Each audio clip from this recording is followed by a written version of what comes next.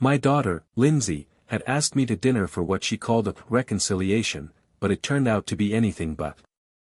The moment I got there, I realized it was a trap.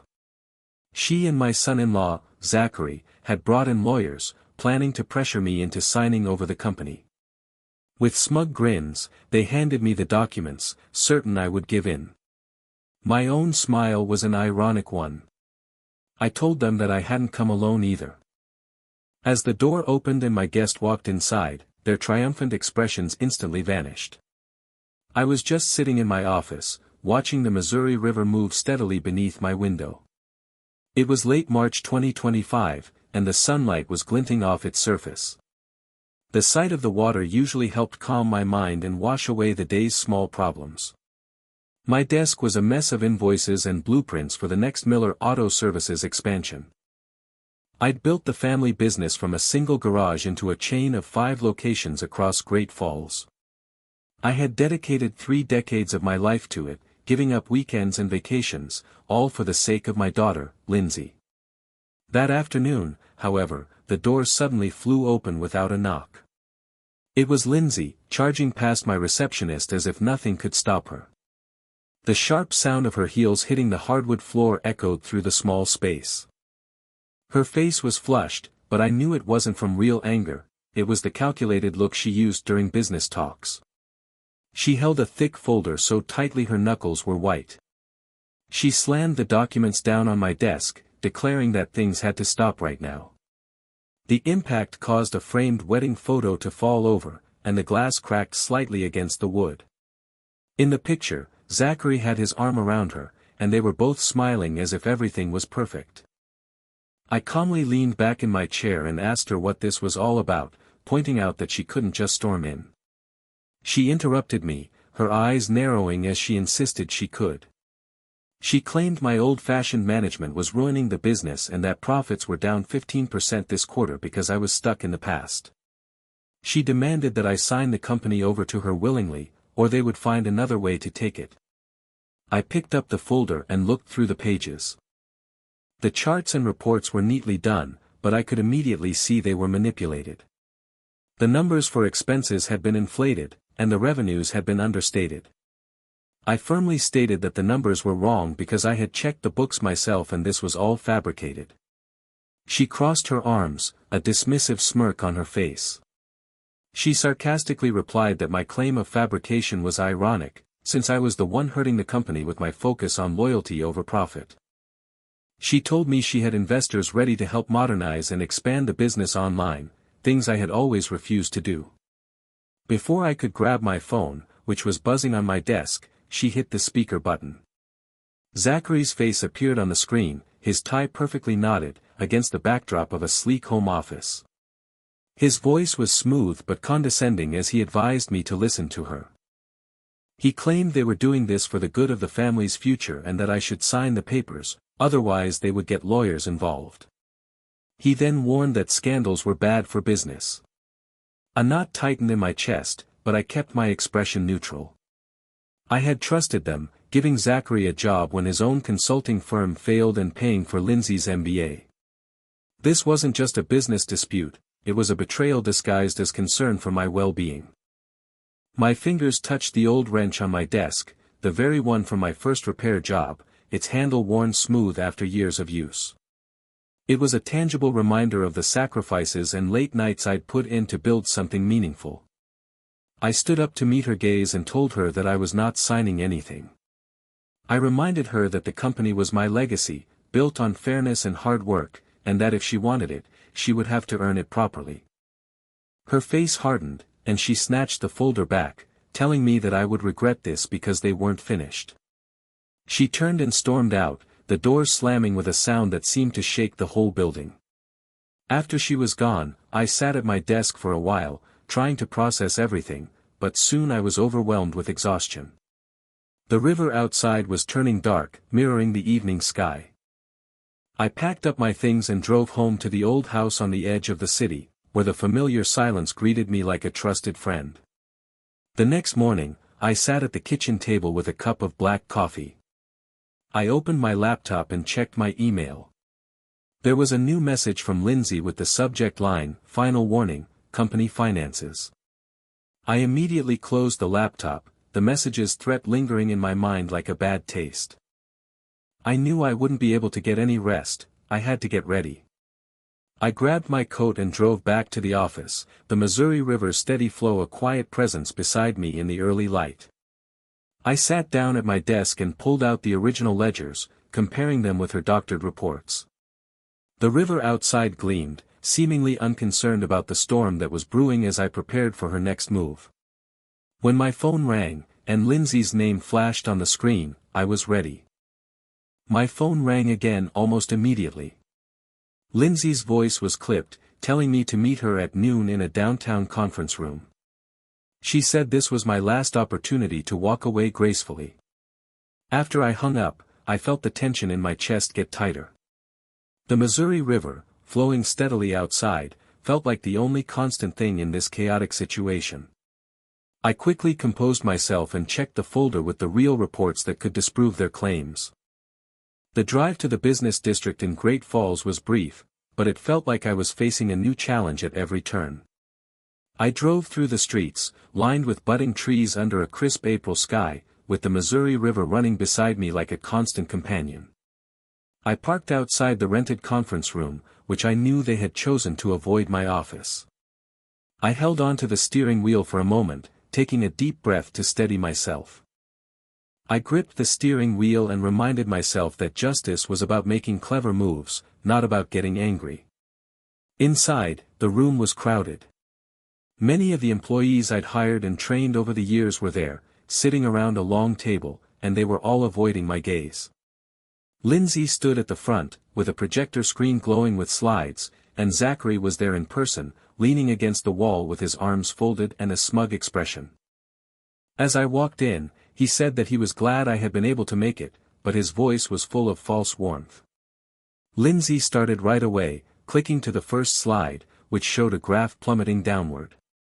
She told everyone that our profits were falling because of old-fashioned leadership and that my methods of offering loyalty programs and using manual bookings were costing the company. She said that we needed to modernize with apps and partnerships, and she claimed that she had the vision to fix everything. Whispers spread through the room. I noticed Mike, a mechanic I'd mentored since he was a child, shift uncomfortably in his seat, but he didn't say anything. I had a feeling I knew what had happened, that they had been promised raises or had been threatened with layoffs.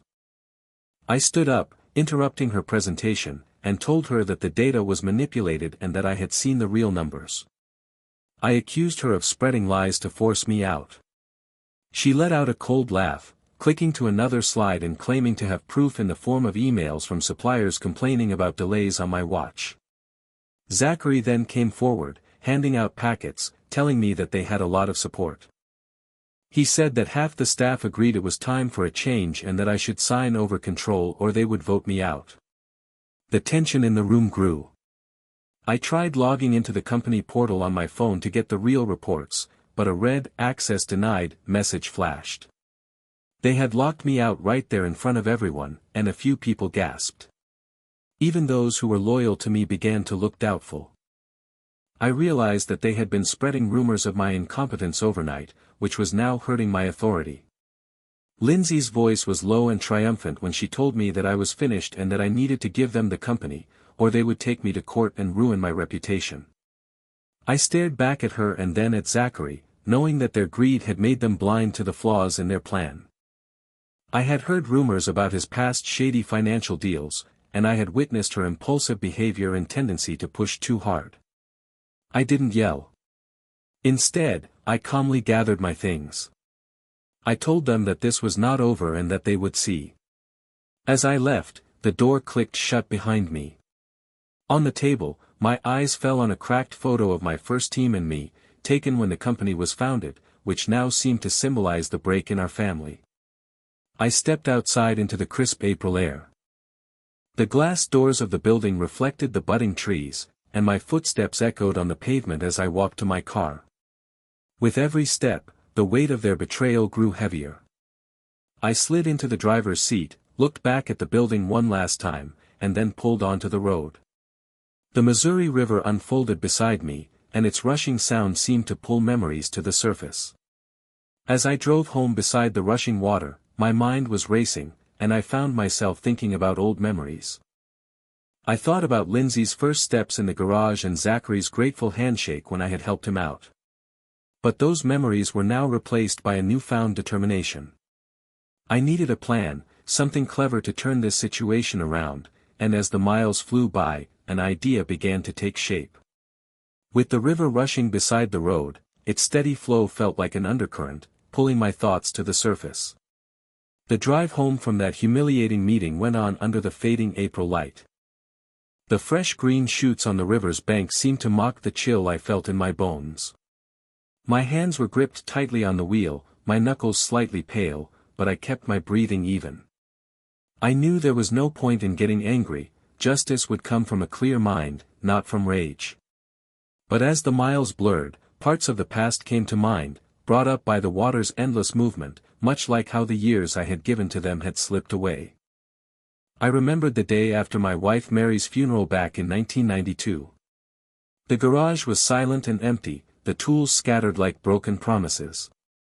My daughter Lindsay, who was only 5, was clinging to my leg as I knelt under a rusty Chevy, a wrench turning slowly in the dim light. Oil had stained my hands, dripping onto the concrete in dark spots that spread out like grief. I murmured that her dad had to work, gently prying her little fingers from my leg so she could go play with her dolls in the corner. I stayed at the garage until dawn that night, working on engines to pay the bills, and silently promised myself that she would never have to want for anything. The business had started small, with just one bay and endless hours of work. But it had grown because I put everything I had into it, going without sleep and ignoring the ache in my back. I believed that family loyalty was worth every sacrifice. The road curved, and another memory surfaced, Lindsay's high school graduation, her cap thrown high in the air as people cheered. That summer, I had skipped a fishing trip I had been looking forward to for years, just so I could pay for her college tuition. I remembered signing the check at the kitchen table, the pen scratching across the paper like a reluctant confession. She had called me later, her voice bright but distant, thanking me and telling me I was the best dad. I thought about the note she sent, now yellowed in a drawer somewhere, and it felt like a sharp irony.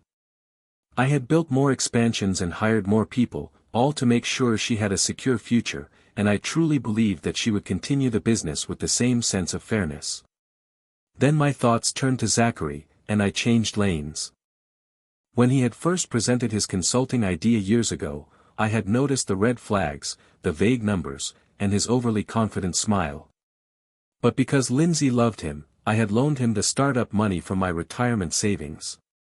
He had thanked me at our dinner table, clinking glasses with his usual smooth charm, and said that his idea would pay off big. It didn't. His firm quietly went under, and I chose to ignore the rumors about his shady deals for my daughter's sake. Instead, I had brought him into my auto chain and taught him the business, believing that family meant giving people second chances. My phone buzzed on the passenger seat, pulling me out of my thoughts.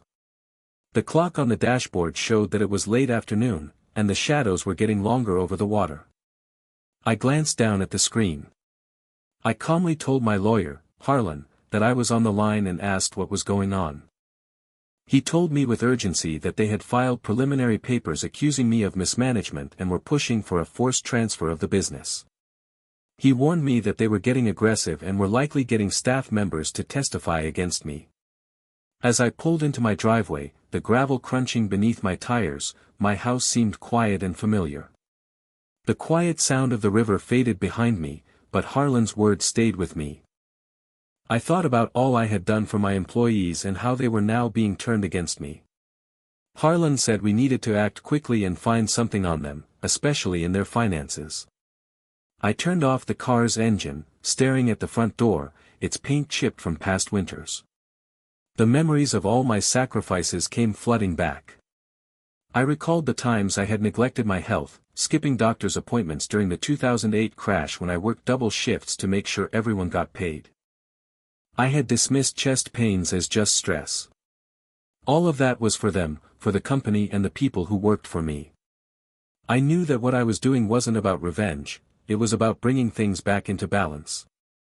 Their greed had tipped the scales, and I was going to fix it with a methodical plan. As I gripped the steering wheel, Harlan's suggestion of looking into Zachary's old records sparked an idea. I realized that I had to take action, and the plan I had been thinking about during the drive now came into sharp focus. The front door clicked shut behind me, its sound echoing through the empty hallway, marking the end of the day's chaotic events.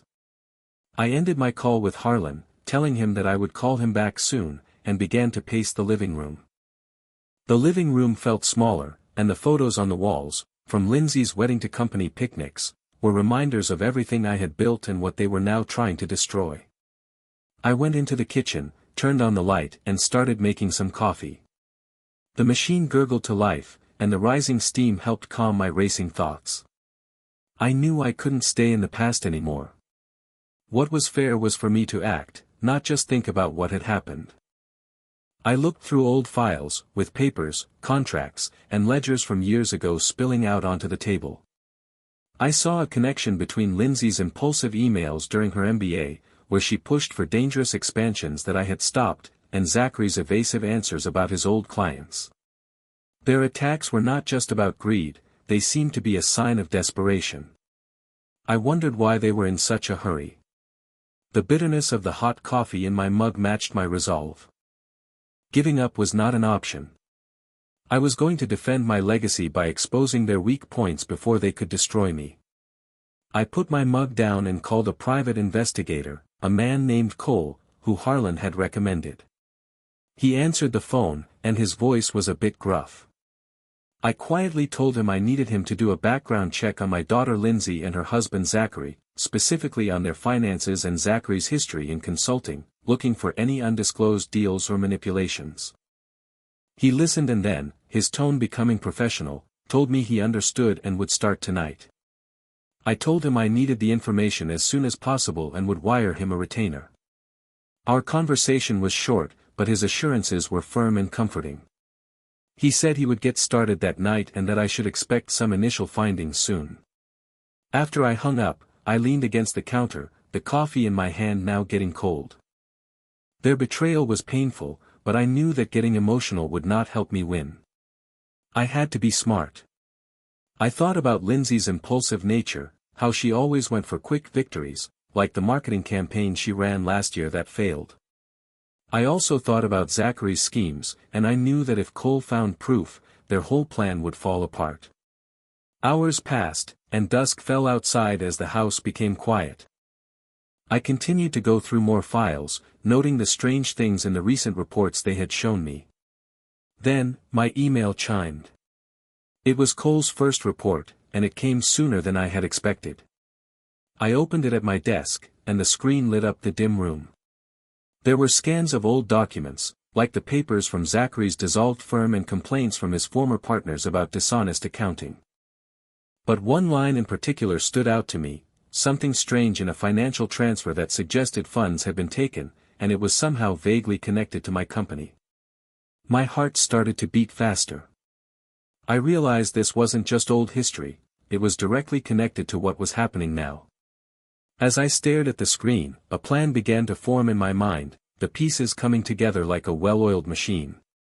But as the night went on, more questions came to mind. How far did this go? What else was I going to find? The light from the screen cast long shadows on my desk, making the scattered papers look like ancient artifacts from a forgotten war. It was well after midnight in late April, and the only sound in the house was the occasional creak of settling wood. Under the dim light of my lamp, I dove deeper into Cole's report, checking every line against my own records. My fingers scrolled through digital archives, and I first stopped on Lindsay's financial records, which I had accessed through a secure link from Cole. She had gotten into debt from making impulsive investments in stock trades that had failed. She had hidden her losses by using company expense claims. I saw the patterns, a sudden purchase of risky tech shares the previous fall, followed by desperate emails to brokers asking for more time. It made her urgency to take over the company make perfect sense, as she needed a quick way to get more cash. I leaned back in my chair, rubbing my eyes as it groaned softly. I knew that what I was doing was not about taking pleasure in her mistakes, it was about fixing things and bringing back the balance she had thrown off with her greed. I continued my search and opened Zachary's section. The old filings from his failed firm showed that he had been manipulating client accounts. He had inflated revenues on paper to attract investors and then taken the money and fees that disappeared into hidden offshore accounts. One deal in particular stood out, a partnership from 2020 in which he had falsified audits, leaving his partners with nothing. I had chosen to ignore the rumors about his dishonesty back then for Lindsay's sake, but now it was a bright warning light. I took a sip of my cold, stale coffee as I connected the dots. His old schemes were just like the forged reports they had shown me, it was the same trick with numbers. The tension in the air was growing as I highlighted the discrepancies, and my heart was beating a little faster. I knew that this evidence could tear down their entire false appearance, but I still needed to be sure. The phone felt cool against my ear as I called Cole. He answered on the third ring, his voice sounding tired. I asked him if he had any more information on the witness in Zachary's old deals, and he said that he had found a former partner who said that Zachary had manipulated the books to hide his losses and promised returns that never materialized. He told me he had emails to prove it and was sending them over right away. I then asked if Lindsay's debts were connected to any company funds, and he said that small amounts of money had been taken from petty cash, which was in line with her withdrawals. He said she was impulsive, just as I had described. We ended the call quickly, but his certainty stayed with me. The new files appeared in my inbox, and as I opened them, the proof of their forgeries was clear. I saw a side-by-side comparison of Zachary's old audits and our current reports showing a decline in profits.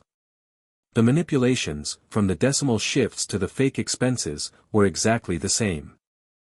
I held my fingers over the keyboard, and a slight smile appeared on my face as my idea became more clear. I realized this was not the end, it was the tool I would use to open up their hidden world. But as the clock went toward dawn, I felt the pressure of what had to happen next, and I knew I had to make my first move carefully.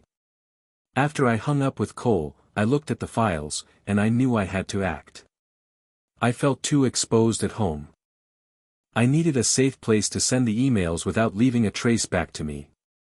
I grabbed my laptop and drove downtown, finding a quiet cafe with secure Wi-Fi where I could be a part of the morning crowd without anyone noticing. A soft haze greeted the dawn over Great Falls, and the Missouri River glinted in the early May light as I left the house with my laptop under my arm.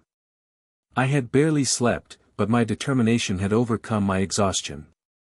I went to a quiet downtown cafe that had anonymous Wi-Fi and booths tucked away in the corners.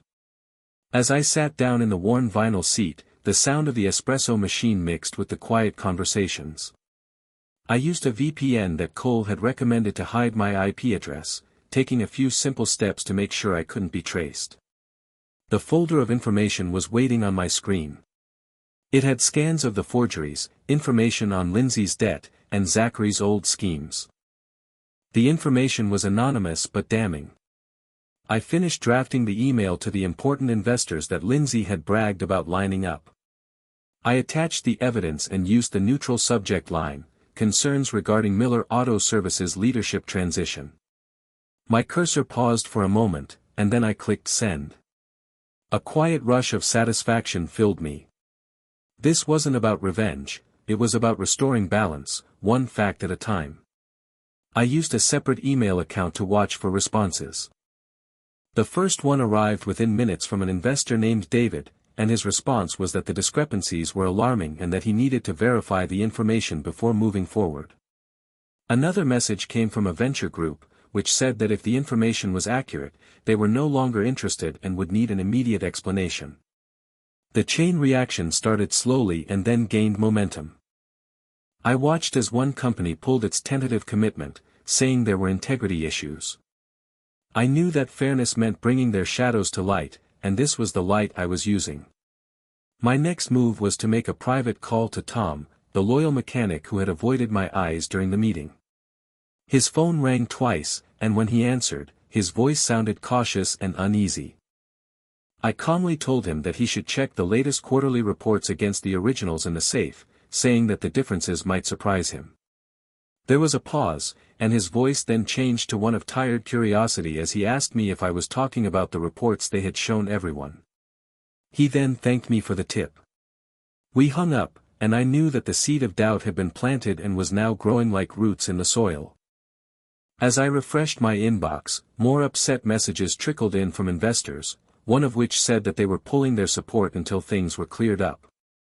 The sender's frustration was clear in the short message.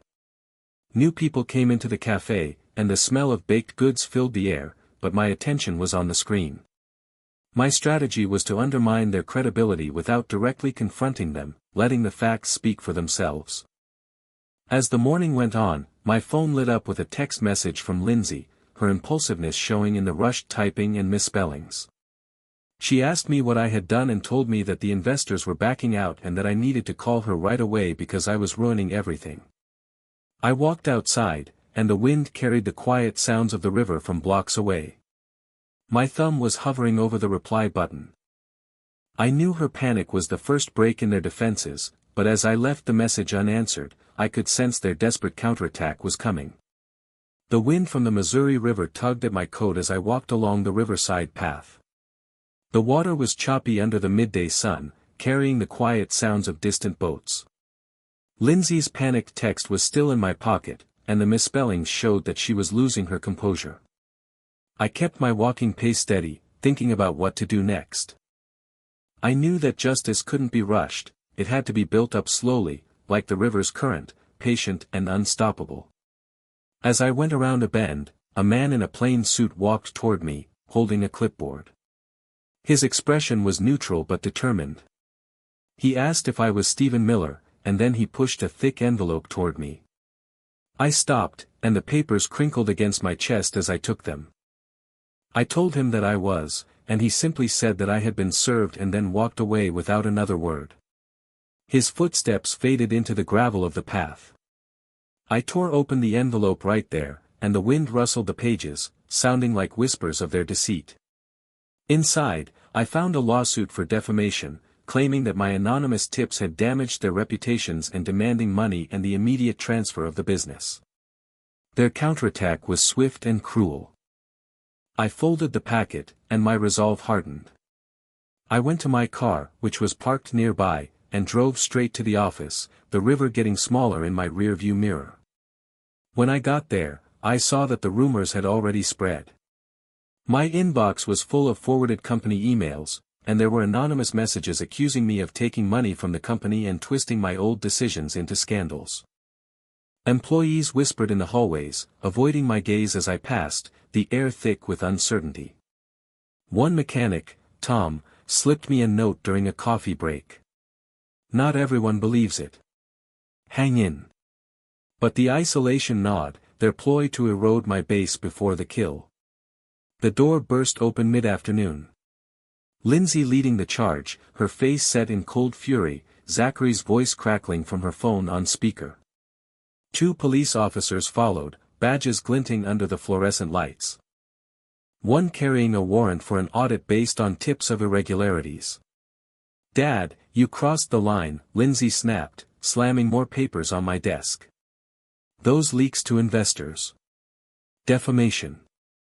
Now we're auditing everything. Hand over the keys or we'll shut this down." I stood slowly, keeping my voice even. "This is harassment, Lindsay. Fabricated claims won't hold." Zachary's tone slithered through the speaker. Manipulative as ever. "Come on, Stephen. Cooperate. We're just ensuring transparency for the family's sake. Officers, start with the financials." The cops moved in, rifling through cabinets, their radios buzzing softly. Employees gathered at the door, some swayed by the spectacle, murmuring support for the new direction. Lindsay paced, her impulsiveness showing in jerky steps. "You started this war, Dad. Face the fallout. Sign the transfer and maybe we'll drop the suit." I met her glare, handing an officer a folder of my own backups. "Check these against what they've shown you. Discrepancies tell the real story." One cop paused, brow furrowing at the numbers, but Zachary interjected smoothly. Ignore that. It's outdated. Focus on the complaints we filed. The audit dragged, tension coiling like a spring. Fair play meant enduring this to counter stronger, but as they packed up empty-handed for now, the officers warned, "We'll be back if needed." Lindsay shot me a venomous look before storming out, the doors slamming behind them. I locked it firmly, the click echoing in the empty space, flipping through the lawsuit under the fading office light. Their strikes only sharpened my resolve. But as shadows lengthened, a new determination flickered. Time to turn defense into advance. Sleep evaded me that night. The house too quiet. Lawsuit papers mocking from the nightstand. Dawn urged action and I drove to Harlan's office downtown. The envelope on the passenger seat a heavy anchor to yesterday's chaos. Traffic blurred past, my grip tight on the wheel as I reviewed the evidence mentally. Forgeries, debts, schemes, all compiled into a counter-suit that would block their moves cold. Harlan's desk was cluttered with files, his nod approving as I laid out the proofs. Solid, Stephen. We'll file for injunction against the transfer. Cite fraud and manipulation. This halts their audit, too. We drafted quickly.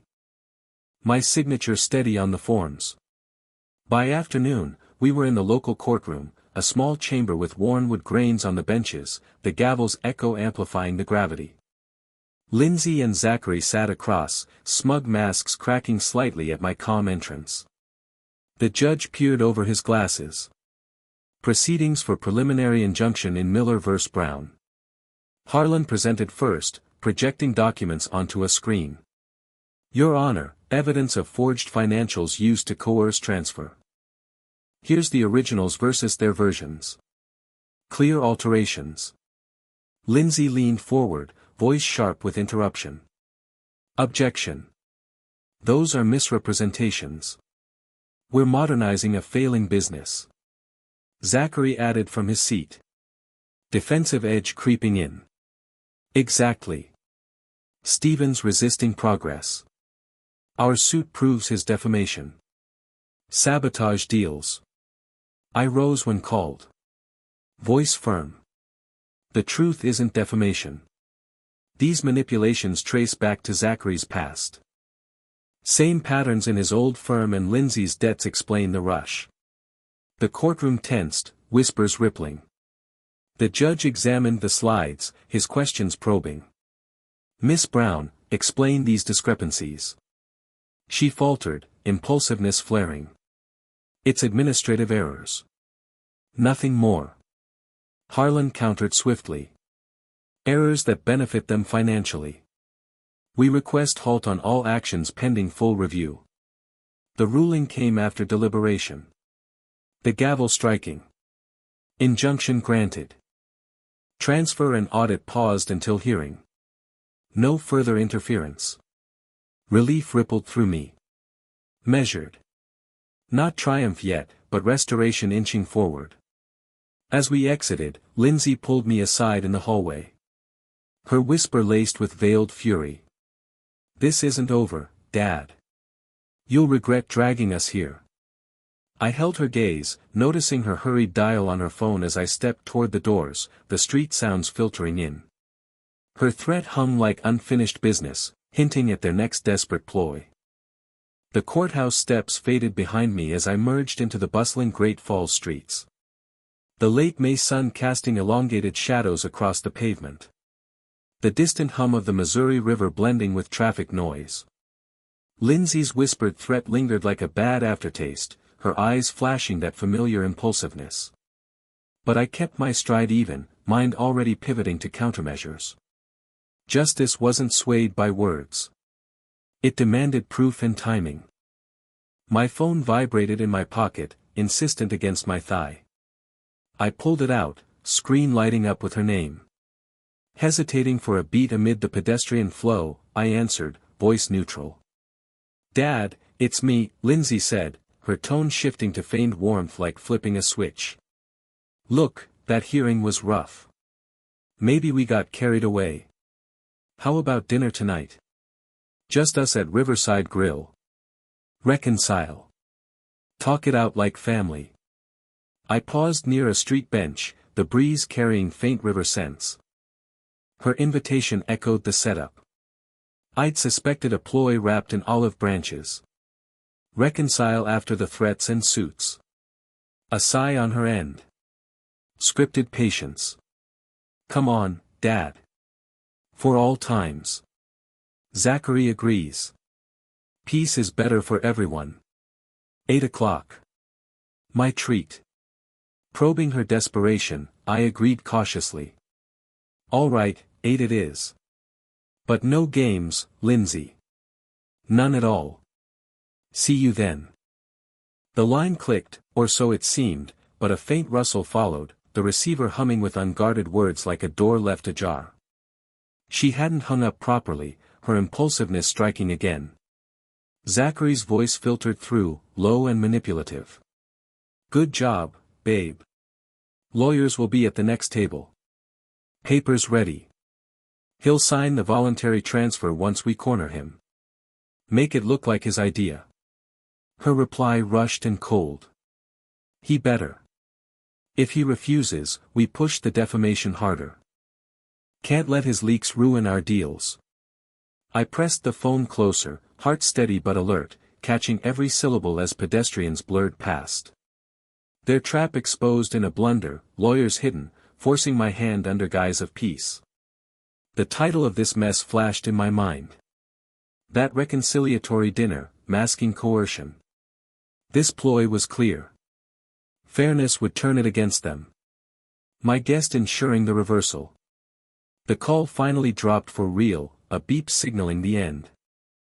I pocketed the phone with a knowing smile, the overheard words echoing as I walked toward my car parked a block away. The engine's rumble soon drowning the street noise, my thoughts shifting to preparations that would make their smiles fade. The drive home wound along familiar roads, the river peeking through trees now and then, its flow a reminder of steady progress amid turmoil. Afternoon faded into early evening as I pulled into the driveway, the house welcoming with its quiet solidity. Key turning in the lock, I stepped inside, heading straight to my study.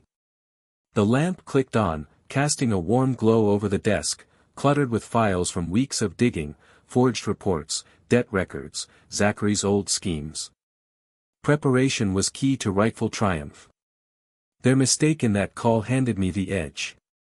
I settled into the chair, pulling up a secure line on my laptop, the one Cole had set up for discretion. Dialing the number, I waited as it connected, the ringtone muted against the ticking wall clock. A voice answered, cautious but familiar. Ray, Zachary's former associate from that collapsed firm, the one who'd lost everything to those manipulations. Miller, that you? Yes, Ray. Everything set for tonight? I asked, tone firm yet appreciative. He cleared his throat. A hint of resolve edging his words. Absolutely. I've got the originals. Audits he faked. Emails proving the siphons. Meet at the restaurant side entrance.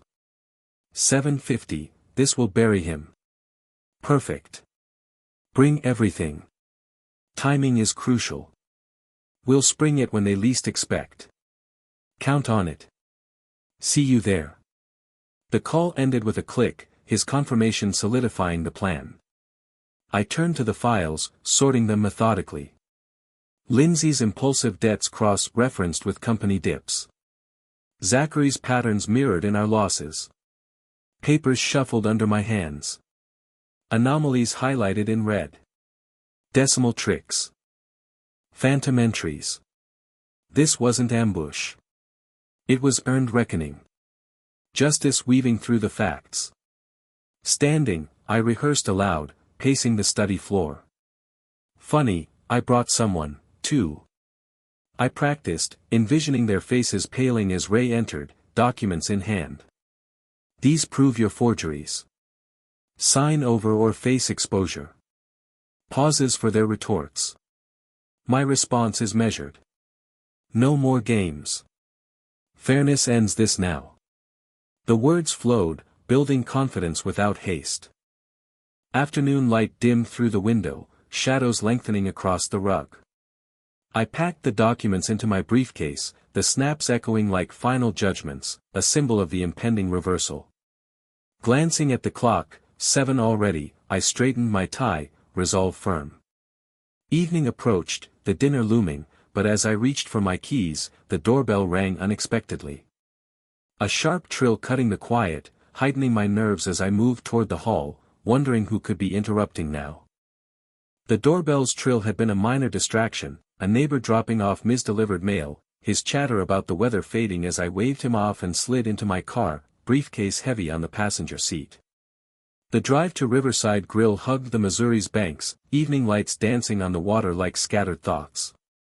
The river's murmur a steady undercurrent to my focused calm. Justice wasn't hurried. It arrived precisely. I pulled into the parking lot as dusk settled. Engine humming to a stop amid the glow of strung lanterns. My grip tightening on the briefcase handle. Stepping out, the cool air carried hints of grilled fare and distant laughter, grounding me as I approached the entrance, ready to flip their trap. The door swung open with a soft chime. The restaurant's warmth enveloping me. Low-lit booths, candle flickers casting elongated shadows across polished wood floors. I spotted their table in a secluded corner overlooking the river. Lindsay and Zachary seated with 2 lawyers, stacks of papers neatly lined like weapons at the ready. Their smiles were cold, practiced, masking the desperation I'd overheard. Lindsay rose slightly, gesturing to the empty chair. "Dad, glad you came. Let's make this easy." I sat deliberately placing the briefcase at my feet, voice even. Reconciliation or another ambush? Zachary leaned forward, his manipulative charm on full display, sliding a folder across the table.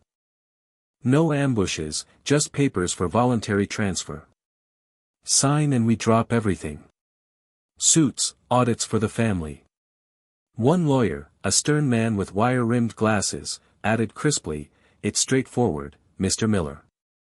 Protects your legacy while allowing modernization." Lindsay's eyes narrowed, insistent. "Sign for peace, Dad. We've got it all here. Fair terms." The documents fanned out like a losing hand, corners curling under the weight of lies, their pens poised expectantly. I scanned the pages slowly, the river's reflection shimmering through the window. A reminder of flows that couldn't be forced. Their desperation hung thick, but I met their gazes with a composed grin forming. "Funny," I said calmly, echoing the moment they'd scripted for coercion. "I brought someone, too." A light knock sounded at the nearby side door. My signal to Ray. It creaked open and he stepped in. Folder tucked under his arm, his face etched with quiet determination from years of Zachary's fallout. The table tensed, Lindsay's fork clattered softly against her plate, Zachary's smile freezing mid-curl. "Ray, what the?" Zachary started, voice cracking with rare unease. Ray pulled up a chair uninvited, nodding to me. "Evening. Stephen invited me to share some history." He opened his folder, sliding the first document across. A forged audit from Zachary's old firm. Signatures mismatched. "Start here. Your creative accounting that bankrupted us. Matches the fakes you used on Miller Auto." Lindsay fidgeted impulsively, fingers drumming the table. "This is nonsense. Who is he?" The lawyers exchanged glances, one whispering urgently. Shock waves rippled. Zachary's facade cracking further as Ray continued. Another page following. Tension thickening like the gathering night outside. Ray laid out the next sheet. A timeline of siphoned funds from Zachary's past deals. Arrows linking directly to anomalies in our company reports. See this same pattern. Revenues puffed up, then vanished. I lost my savings to it. Now you're trying it again. Zachary slammed a hand down lightly, his manipulative excuses faltering. That's ancient history. Fabricated lies to sabotage us. But the lawyer shifted uncomfortably, one gathering papers hastily. "We need to review this privately," the stern one muttered, face draining of color as viability evaporated. Lindsay erupted impulsively, voice rising in outbursts. "Dad, you planned this. That's not fair. We're saving the business." I observed calmly, voice steady. "Fair? Like your hidden debts draining company cash. Ray has those, too." He produced the records, her rash investments, loans she buried, all cascading into view like dominoes toppling. Denials crumbled. Zachary tried twisting facts once more. Coincidences prove the intent. Ray countered with emails, printed bold. Zachary's instructions to fudge numbers dated just before their first demand. The cascade linked back investors' withdrawals had sparked rumors they'd spread now boomeranging. One lawyer stood abruptly. "This changes things. We can't proceed." Their frantic defenses echoed hollow. Lindsay's cold dismissal fracturing into "please. Wait, we can explain. It's not what it looks like." Justice wasn't loud. It was this quiet victory, the table disarray mirroring their unraveling plans. Consequences hinted, audits turning against them, potential suits for fraud, my business secured without a signature, family ties severed justly, no sentiment clouding the balance restored. As the lawyers backed out, murmuring retreats and Lindsay buried her face in her hands, Zachary glaring daggers that held no power, I rose with my briefcase, lighter now, stepping out into the night, the river air cleared the lingering tension, stars pricking the sky above Great Falls, a sense of closure wrapping around me like the gentle current below. Legacy intact, and peace earned.